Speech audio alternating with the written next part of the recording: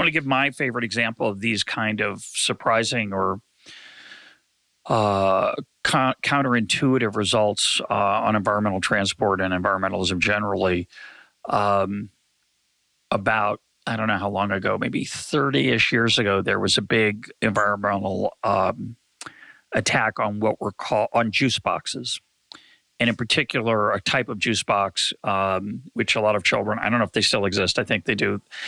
In English, they're called aseptic, I think is the correct title. They're basically allow the juice to be stored without refrigeration. And it's a very thick plastic paper box that you can jam the straw into. This may be familiar to young children listening, which is a very small number, but maybe to their parents or grandparents, that you would jam the straw into the box and then you'd get the juice out. And environmentalists hated this product because the box is a lot of packaging for the juice.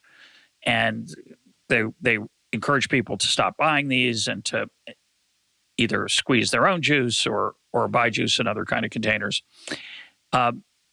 What was forgotten in this analysis, and I got this from an executive at Coca-Cola. Coca-Cola, I think at the time, and maybe still does, own Tropicana, which is a big orange juice company. And they were under attack. And this really bothered him because he understood that squeezing your own orange juice, which has zero packaging, zero, because the orange comes in its own package, and then you squeeze it into your own glass, multiple use item. Well, that sounds fantastically better than surrounding the juice with these boxes. Forgetting the fact, and it's very analogous to your point, forgetting the fact that transporting oranges is remarkably less efficient than transporting juice.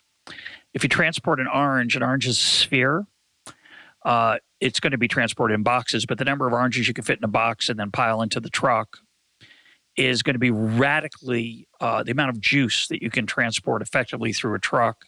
That way, it's going to be radically smaller than squeezing the juice at its source, putting it in a box that is rectangular-ish, which you can stack, and then use the space on the truck extremely efficiently.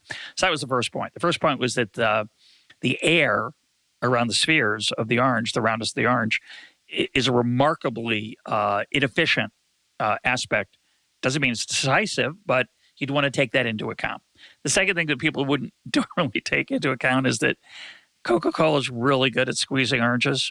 They might be better than your home strategy, so they're going to get a lot of juice out of that orange every time. And of course, the third thing is the rinds. You might, if you're a good person environmentally, you might compost them or use them for cooking or other or beverages, a twist.